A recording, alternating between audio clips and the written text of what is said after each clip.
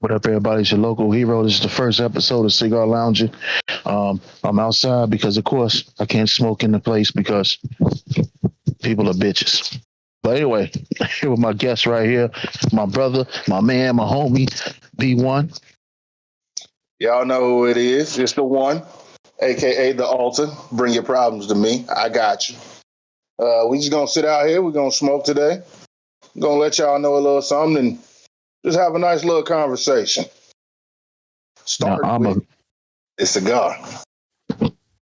I'm the veteran smoker, so I might have to give him some tips, even though he older. First of all, Rick, tell the people what you smoking on, B. All right, so today I chose to go with the acid toast. Mm-hmm. I've had a couple of those. I had a couple of those. I like them. I've never had this one. I've had other acid cigars. I've had the cold infusion. I've had the Cuba Cuba. Mm-hmm. I've actually liked all of them. I've never had a problem with a Drew Estates yet. I haven't had the cold infusion yet, but I've had the rest of them. It's really nice. You got to get that one. You should try Blondie. Blondie's pretty good too. Blondie, Cuba. Get you a Sweet Jane. You'll really like that. Now, see, I haven't seen Sweet Jane out here. Well, Fat Bottom Betty. I mean, I haven't seen that one either. Like, I mean, No. I got to start hitting up the cigar shop a little bit more. The one I go to, T&M, they got, I would probably say, the biggest selection I've seen out here. But I haven't really taken the time to really browse through it and see all that they had. Like, usually when I go in there, I already know what I'm looking for. So I just kind of go in, get what I came for, and get right back out of there. But this one is a little different.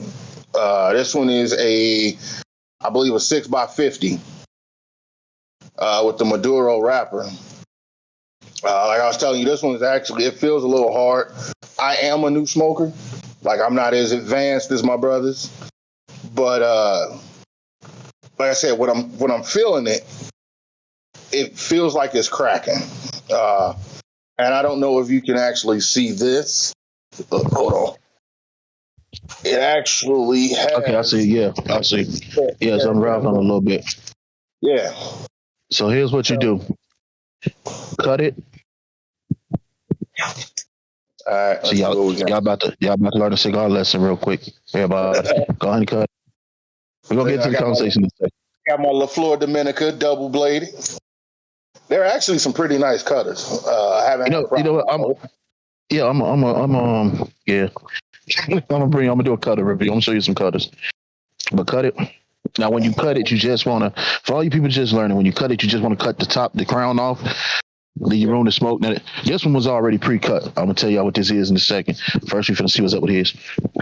That's a little much, but go ahead. No, and I mean, but like, I was trying not to break it even more because even around the top, you can see where the cap is breaking. Put it to your mouth. Pause. And try to puff through it and see if any air coming through it. How's the airflow going? Okay, so it should be good. If it ever hardens up, what I do is I light it, it heats it up, and then when it gets heated up, I got a pocket screwdriver or a match on my little cigar joint that I use. I poke a hole through it, and it creates, you know what I'm saying?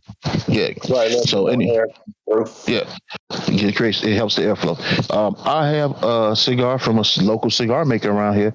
There's a brother I met when I was out. I actually went for tacos, and he was out there selling cigars. It's called the Stogie Company. Right here, there's a bourbon flavor.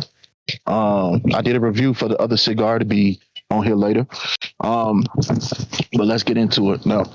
Rick, it's three things a man remember: his first car, his first kiss, his first cigar. Let us know what about your first cigar. My first cigar was actually the Cuba Cuba, the Drew Estate Acid Cuba Cuba. It was actually really nice. It made me want to smoke another cigar. It had a really light flavor.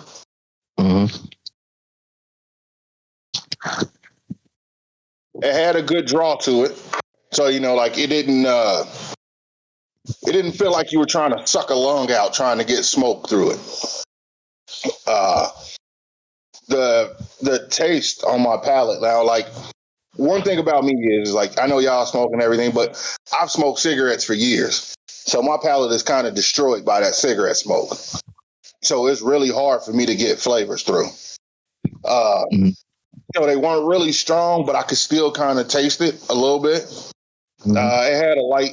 I would probably say I want to say it might have been like a mild to medium, maybe something like that.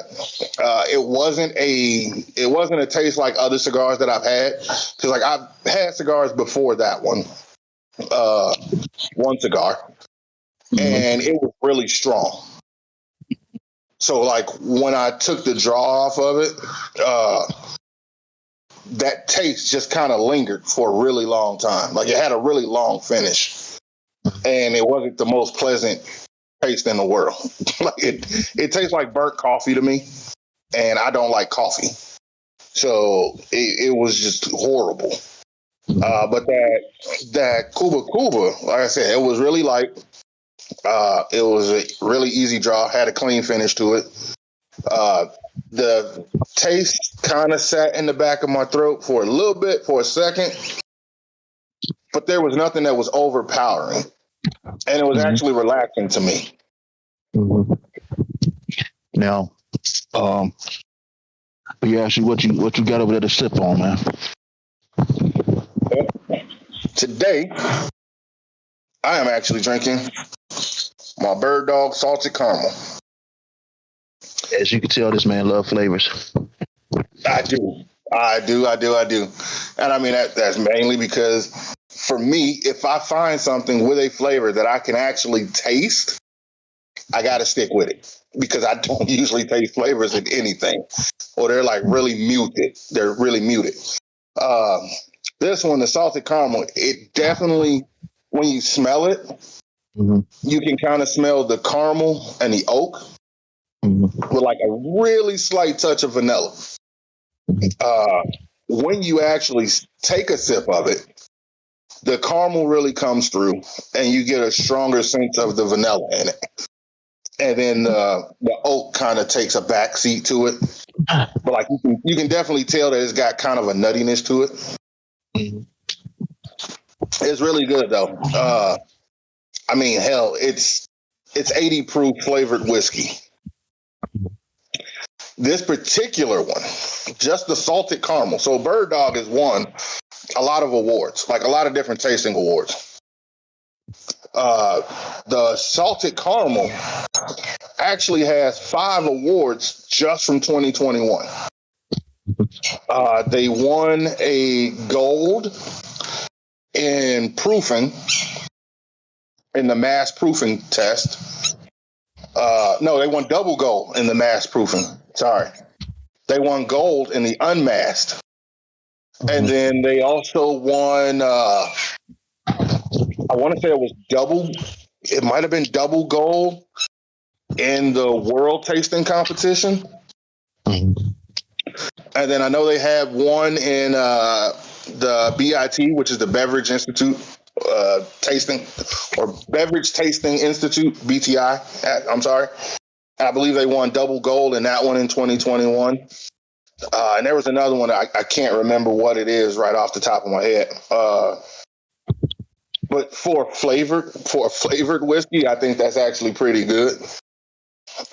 You don't really get a lot of people drinking flavored whiskey. As I recall, somebody that you're familiar with suggested Bird Dog, and he has on a gray sweater. Okay. Yeah, you. I thank you for that. I got the Sweet Baby Jesus. I got me some Sweet Baby Jesus beer. It's a chocolate porter. It's a chocolate peanut butter porter. It's from Baltimore, since I'm not too far from Baltimore. I also got me Joe Got a Gun Tennessee whiskey, small batch. I like to switch it up right now. I'm drinking while I'm smoking this cognac. I mean, not cognac, bourbon cigar. It is pairing really well with this beer, but it doesn't.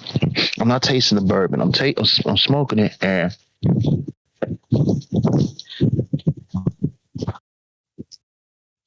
it it reminds me of like a grape black and mild. That's honestly, I'm saying that's what it reminds me of, like a grape black and mild. Like I'm not really tasting bourbon. It tastes like a grape black and mild. So, I mean, the other cigar I had, I left a review for that on the video on the page. It was pretty good, but this one, I'm gonna finish it because I bought it. But Not your favorite. no, it's not. It's not. It's not my favorite. It's not my most hated, but it's not my favorite. I don't hate it, but like I said, the one he made that was his, is pretty good. But this one, it's not my favorite. I don't hate it. I mean, if somebody had and offered me one, I'd be like, okay, yeah, I'll take it. But I'm not a huge fan of it. Right. Because it has both of them, this and the Maduro I smoke from has such a light smell that if you're around people that don't smoke, it won't bother them like that. Like it was if you smoking a pool party. So yeah. Now, like, all right. So before we came on, I did look at some reviews on the toast. Like I was telling you before the show, a lot of people were saying that it was like overly sweet because of the sweetened tip. Mm-hmm. I have to say I'm not getting that, and I was a little worried about that because I thought that this was going to be really sweet. I was expecting the really sweet tip mixed with the salted caramel, which maybe that's what's helping me out because usually two sweets cancel each other out. So you get your flavor when it comes to cigars. You get your flavor from two things: the wrapper and the smoke. Now you already drinking that before you tried the cigar, so that's going to dull the senses. Plus, like I said, you say you smoke cigars, and your nose isn't necessarily trained to smell distinct flavors.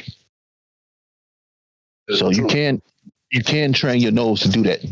You can buy certain fruit and stuff that is in certain things, and you smell that, and you train your nose to recognize that. So when it comes to like even whiskey tasting or whatever, your nose will be trained to recognize that. Right. So like with the reviews, what they were saying is that like the wrapper itself had artificial sugar on it, and that it was making it sweet on the lips, which was hard to get the flavors in. But I'm not getting that. Like it is a little sweet. You can taste the sweetness, but it's not overpowering like I was expecting just from looking at reviews. Well, taste has always been subjective. So definitely, you can look at a review and maybe use it as caution, but you definitely have to try it yourself. The taste is subjective. Not everybody tastes the same. Pause. But you know what I mean. I'm gonna tell you my first cigar smoking experience was crazy. I was back home. I think I might have been on Taylor Street. I might have been by where the old Ralph's used to be, right? Okay.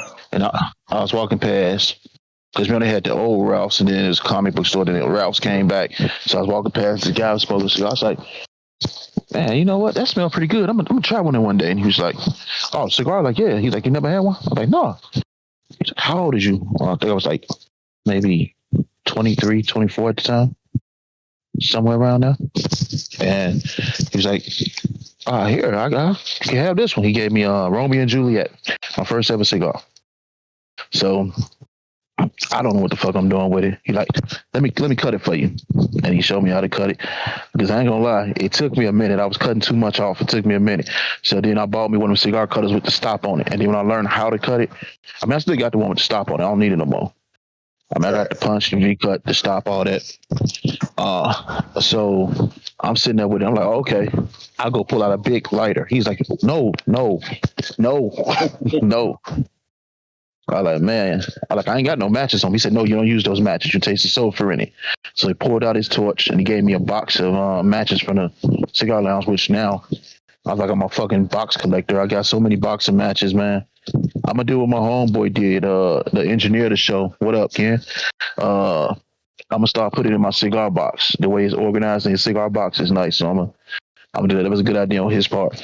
But yeah, so that's my first cigar. And then I didn't know not to inhale. So the first time I ever took it, I inhaled it. He's like, I'm coughing like a motherfucker. I felt sick, man. I was getting woozy. And he's like, He's like, that's what makes you a man. Get on up. That's like, he's like, don't inhale the cigar. I was like, oh, okay, I didn't know that.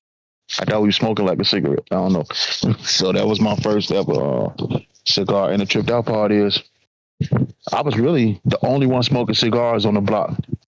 Now, if you go over there, you look at some of the dudes, and there's a lot of them that smoke cigars now. So. Well, and see, I think that comes from getting older. Like we've had that conversation before. That comes from getting older.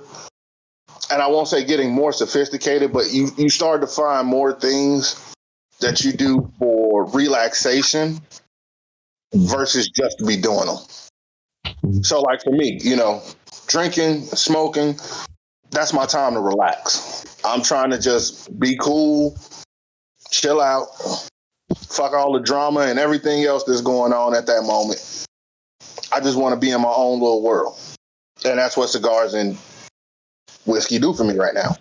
Every once in a while I'll drink bourbon, scotch. And then too, as I got older, I noticed that I actually started drinking things for the flavors versus just drinking them to get drunk. And like that's one of the biggest differences. I still got homies out here now. They go out every night and they drinking. And I ask them, I'll be like, well, what are you tasting? Oh man, I'm drinking Henny. Why are you drinking that? That shit is like drinking diesel fuel, like real shit. Like literally, you might as well just go ahead and pull up to a diesel gas pump.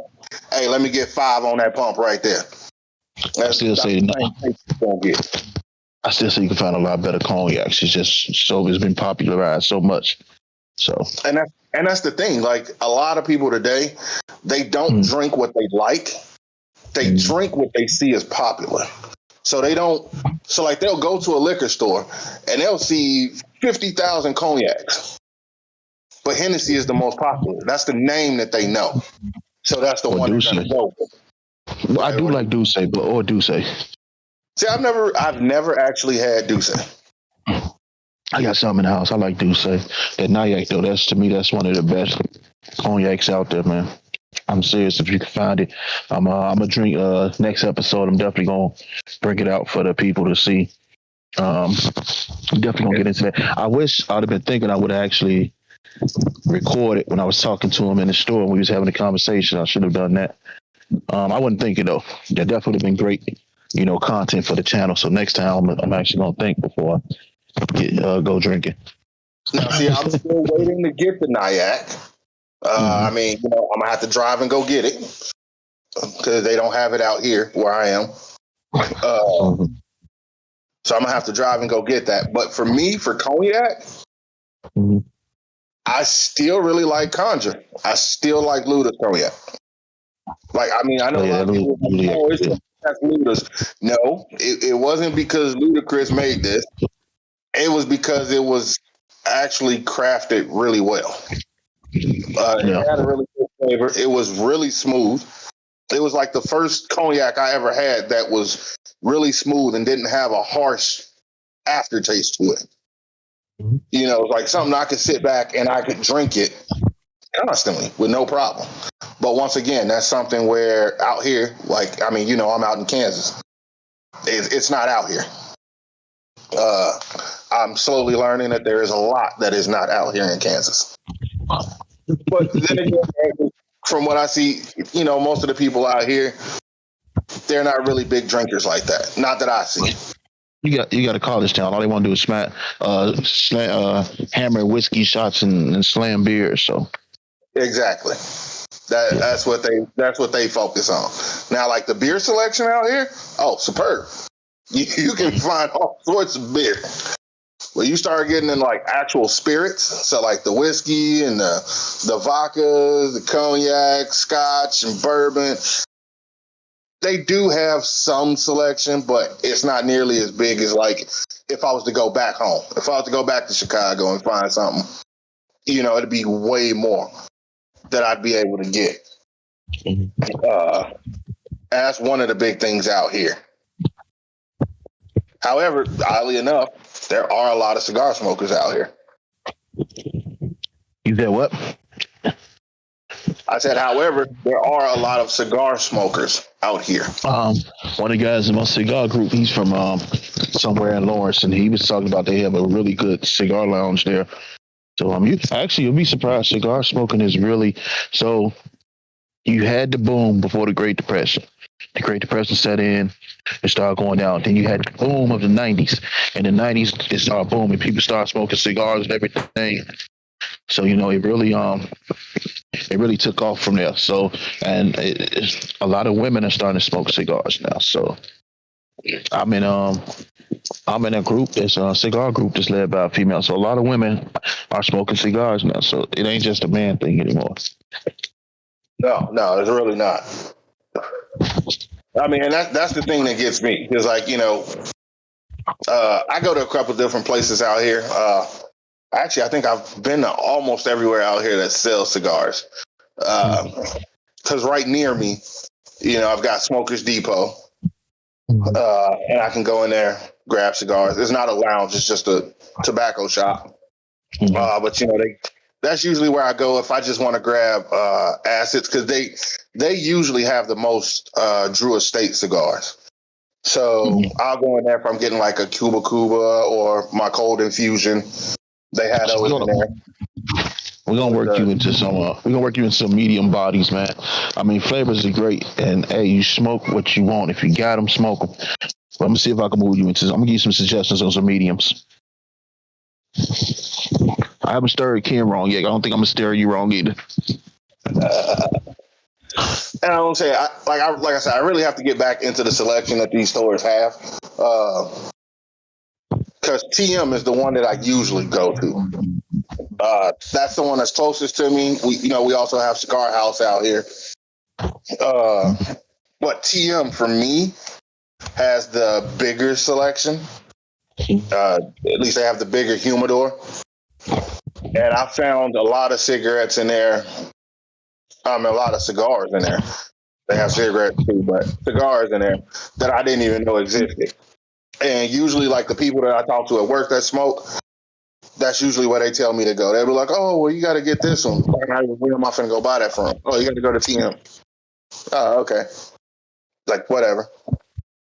I've never actually sat and stayed in the lounge. I might actually get around to that this week. Maybe I'll go hang out in the lounge for a little bit. Oh, it's very, trust me, it's very relaxing, man. See what their bottles, what their bottle situation is. Some people charge cork fees, some people is BYOB and they don't care. So I'll check it out first. But it's nothing more relaxing than sitting in the lounge with them big leather chairs, maybe cut on some blues or some jazz when you're watching a baseball game or something. You got your drink. That's exactly when I was thinking about going. I was thinking about going Thursday. I might go either there or Cigar House, because I know Cigar House doesn't have a bottle fee. When I went there last time. But I was thinking about going to one of them, maybe relaxing and doing exactly what you said, because the home opener, the Royals season opener, is actually Thursday. Okay. So, I'm pretty sure there's going to be a lot of people there because they're really big into their sports out here. It actually kind of reminds me of home. Like when I'm at home, you got a lot of people, Chicago teams, everybody's rooting for them. Obviously, baseball teams. So it reminds you of home because there's a lot of people cheering for a baseball team that won't win. Well, baseball is not really my sport. I just I enjoy watching baseball. It's okay, I can watch it, but baseball isn't my sport. And my Bears are the best team in the world. Don't you ever forget that. I've played baseball. I enjoy playing baseball. I can only watch baseball if I'm there. I can't sit in my house and watch a whole game. I have to be at the field, at the stadium to enjoy it. I wish. I used to think until I've watched a couple games.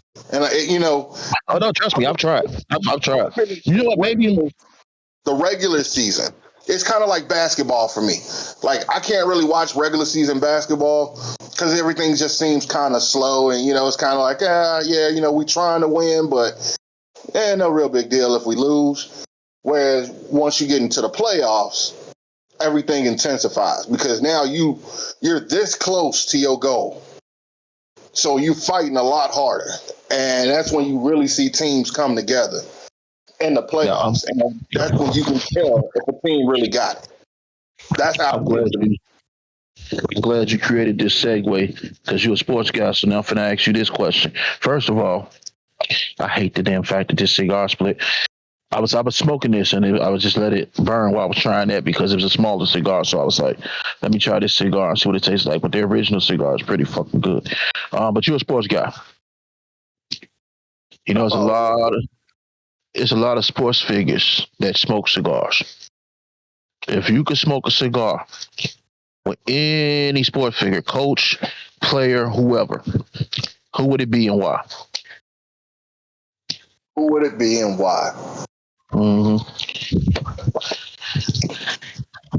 I'm thinking of a name, and I'm thinking of a Chicago icon that I hope that you should say because you're such a fan of this team. In all honesty, if I had to choose one person, for me, it would be the fridge. It'd be William Perry. Now, I was thinking that sport, but I was thinking Mike Dicker because he has his own cigar. Mike Dicker would be cool to smoke with too. I would think William Perry only from the standpoint that I feel like with cigars, like when you're sitting down and you're smoking, it's a chance to have, calm conversations. And for me playing football, I played offensive line, I played defensive line.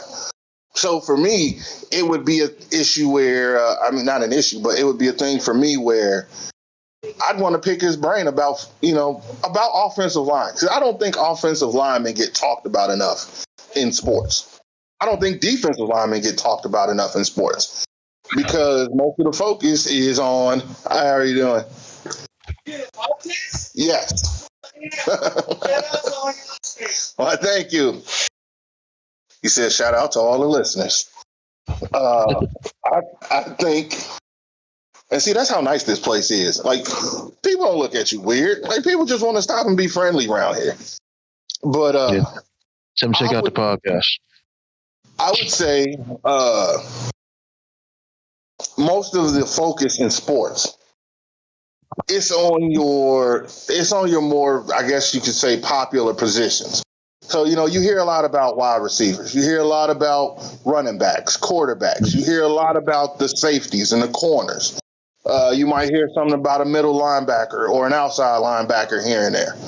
These are the people that talk about. Chicago's known for linebackers. Right. Which, obviously, they're important. They're involved in pretty much every play that happens. Look at that shit. When it comes this is what you're afraid of. Yes. That's what you're afraid of. Yeah. And Wendy out here. And it's a shame because this is again from the Stogie Company. It's a great cigar. It's the Maduro. It's a shame, man. This is such a great cigar, and I hate the fact that happened. And I'm gonna buy a couple of these and ship them to you. You would definitely love this cigar. Well, before you go and do that, just tell me which one because we might have it out here already. This is a guy who sells his own cigars. It's not in stores. He goes around and he sells his own cigar. Okay. Which I wish it was. If it was in store, I definitely would suggest it to you. You would love it. Like, I've literally tried every cigar you've ever suggested. I also bought my little cigar tool from him. I meant to tell you that earlier. That's actually pretty cool. I mean, I'm a real man, so I hold mine and I just deal with the heat. But each his own. Well, my hands are very important in my field. So without my hands, I don't have a job. So I can't take burning the motherfuckers off. Well, no, I was saying about the lineman. I don't think when people watch sports, like people who are really into sports and who are really into football and like really get the concept of it, Fanatics. they may understand it, but I think like your casual fan, they don't really understand how important a lineman can actually be, and like how much of a difference to a play a lineman can make. So what I mean by that is like, okay, your offensive line, right? You got your quarterback, you got Patrick Mahomes out there, because that's the big team out here, the Chiefs. So you got Patrick Mahomes out there throwing bullets, right? Doing his thing. He can scramble. He making it happen. What a lot of people don't see in all of that speed and all of that confusion is that if he didn't have the offensive line that he has, none of that is possible. Because if your right tackle can't block and his man is beating him every time, you don't have that time to stand back there and, you know what I'm saying, and read the field. You don't have the time to go through your progressions, because every time you turn around, you got somebody in your face. So, you know, he's got to be able to hold that. If you know what I'm saying, if your guard and your center don't communicate well, and if they're not experienced enough, you're going to have trouble running the ball, because you're going to have the defense blowing the middle up every trip. And if you can't run the middle, which I try to tell people with that too, when it comes to offense, if you can't run up the middle, your running game's not going to go anywhere. Because, I mean, I've looked at coaching before too, because my thing on defense is, if I know that you cannot get up the middle, I only need to worry about the outside. And in order for you to get to the outside, you've got to run 3 or 4 yards east and west just to get to the edge. Guess what? That now gives my linebackers time to read where you're going. That gives my corners and my safeties time to step up if you're running, to help with that. So once you shut down the middle, you pretty much shutting down the run game. If you can't run, you can't pass. And I think a lot of people forget about that. Let me get a prediction from you. You're a football guy. Next season coming up, who's the team you're most excited to watch? Most excited to watch. I'm gonna probably have to say I'm gonna be very excited to watch the Rams play. Or not the Rams, the Chargers. Okay. I want to see if they can repeat, if they can go with the same success that they had last season. Another team is the Bengals. The Browns. There's a lot of teams that people don't talk about. With Deshaun going there, yeah, the Browns are going to be exciting. I wish they would have kept Odell Beckham, because I think with Watson and Odell Beckham, that could have been the start of a dynasty. I seriously do think that could have been the start of a dynasty, because you got a quarterback who can put the ball where you need to put it. And there's nothing to say, though, that OBJ won't wind up back in Cleveland. Maybe not anytime soon, but there's nothing to say that he won't go back. Because if I'm Deshaun, I'm saying, yo, give me that dude. I could put the ball exactly where he's going. And I know this guy. I know he can go get it. If I put it a little further, I know he can go get it. I know he can run with it. He's an exciting player. He's got to shake the bullshit. I would say, give me Antonio Brown, but the problem with Antonio Brown is it's too much off the field shit with Antonio Brown. Hey, but Antonio Brown, the problem with that, and with most players who wind up like Antonio Brown, they don't have the people around them that's going to tell them the truth. Because they're looking at like, oh man, he's getting all this money, he's helping take care of us, I don't want to ruin that. Instead of being like, hey, maybe I need to look out for him first, because he going crazy out here. all of this is going to end anyway. And he might just say, you know what? He needs somebody to tell him the truth. Like I said, like somebody who's going to actually tell him, like, hey, bro, you need some help. Like, I don't know what's going on in your life. You won't talk to us about it, but you need to go talk to somebody and figure out what the hell is going on. Because clearly you're not in your right mind because you just doing dumb shit.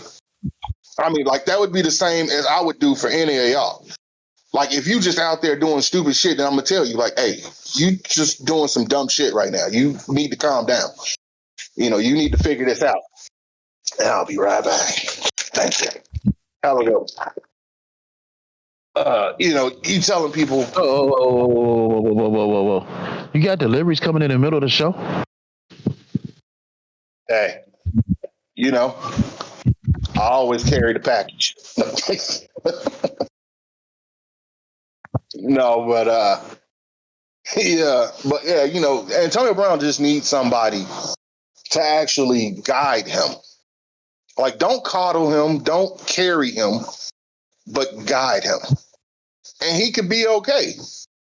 You know, there's been a lot of players that have come back from stuff like that. You know, they go out, you know, something happens where they're out of the league for a while. They go get the mental help that they need.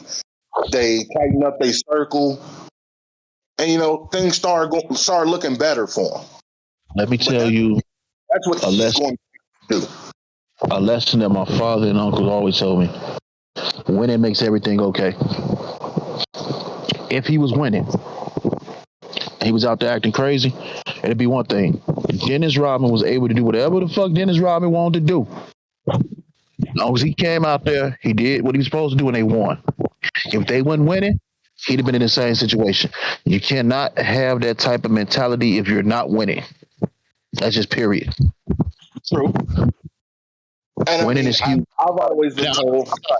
I'm not excusing his behavior. I'm just saying winning excuses a lot of toxic behavior, and he seems to be really toxic. People look at it differently when you're winning. You know, it becomes not as much of an issue when you're winning. And I've always been told by a lot of different men that I've known, older men, that I've known that have tried to teach me and guide me along my way. They've often told me that it's not about how you behave when you're up. It's how you are when you're down that actually tells your character, that tells who you are. Because like you said, when you're winning, everything is fine when you're winning. When everything is good, everything is good. You're fine. You're okay. But how do you handle it when everything is not okay? How do you handle losing? How do you handle something not going your way? Like, are you going to break down and have a fit like a toddler? Or are you going to figure out a way to get things back on track? I'm a terrible loser, but I'm an asshole winning or losing. So it doesn't really affect me. But see, that still actually proves the point, because you're the same no matter what. And I feel like that's how everyone should be. Like, I just feel as though you're winning or losing, you should be the same. You should always be you, no matter what, whether you're winning or losing. I think he is the same person. I just think that when you're losing, it's magnified. You know, it's the same thing what people say when people get money. That's still is when you get money, that's you magnified. When you're losing, that's you magnified. That's why I said when it makes everything okay. If he was doing this when he was winning, it wouldn't be an issue. But he's not winning. So he still be doing the same shit. And again, I don't excuse it or anything. I'm just saying that if he was winning, it'd be a lot less talk about it. You got a point. So now I got a question for you. Mm-hmm. So since you asked me about football, now you're more into basketball. You follow sports. Same question back to you. If you could smoke a cigar with any professional basketball player, living or even dead, player, coach, owner, whatever, Who would you smoke with and why? I got two. Dennis Rodman, because I know we're gonna have a good time. Definitely. I know we're gonna have a good time. We're gonna tear some shit up if it's Dennis. Then the other one is Red Auerbach. And I say Red Auerbach because Red Auerbach was a pioneer. Boston drafted the first black player. Then he went out there and got Bill Russell. Then he made Bill Russell the first black coach. So like Red Auerbach, they refused to stay at a hotel because Bill Russell and them couldn't stay. So they said, hey, if they can't stay, we can't stay. The man was a basketball genius.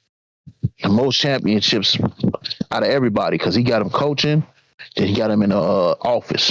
This was the dude who was able to draft Larry Bird while he still was an underclassman. And he came into the Lakers and was winning. So yeah, it'd definitely be Red Auerbach, man. That man is he's a genius. I would have said Bill Russell, but I don't think Bill Russell smoked cigars. And I would say Mike, but Mike, meeting and talking to Mike, man, look, Mike is an asshole, and I know I'll prove that. But I just know with Dennis you'll have fun, and I know with Red Auerbach he'll actually give you some valuable things to leave with. Yeah, see me, like I said, you know, I'm not big into basketball, so I don't know a lot about basketball. You know what? I forgot Kobe. I forgot Kobe. I would want to smoke with Phil.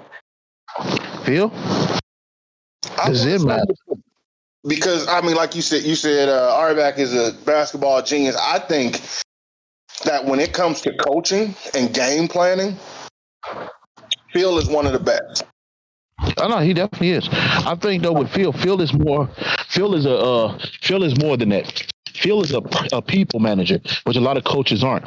He's able to handle Dennis Rodman at his craziest, Michael Jordan at his most arrogant, and Scottie Pippen at his most bullshittest.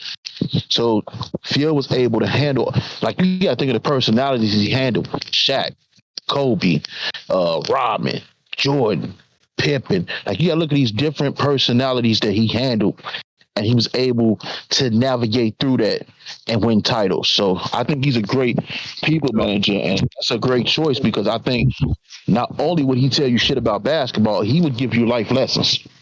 Uh-huh. And see, and that's why I think I thought his coaching style in itself was, he coached more than basketball. Like, yeah, these are grown men, you know, they doing the job. But for him, when he was game planning and when he was actually on the court coaching, it seemed like it was more than a game to him. Like, it was much more than just what was happening on that court. Like you said, he could put people together. Players that other coaches probably could never get to work together. Somehow Phil managed to find a way to get them to work together to get the job done. And that's like, that's kind of one of those things, like how I tell people, who work together and they're like always like, oh, well, I don't like this person, so, I'm going to do this because I don't like that person. If we have a job to do, it's not your job to like me. I don't need you to like me. I like me, and that's enough. But if we're getting paid to do a job, we have to, as adults, we have to find a way to coexist with each other to get that job done. Because this is what we're getting paid to do. Now, once the game is over with and we, we off the court, you ain't never got to say a word to me. You ain't even got to look at me. We ain't, like, hey, if I don't get a Christmas card from you, I'm not mad about it. Like, it's not bothering me. I'm cool with that. But when we're on that court, we got to work together because we have a job that we need to get done. I can't do it without you. You can't do it without me.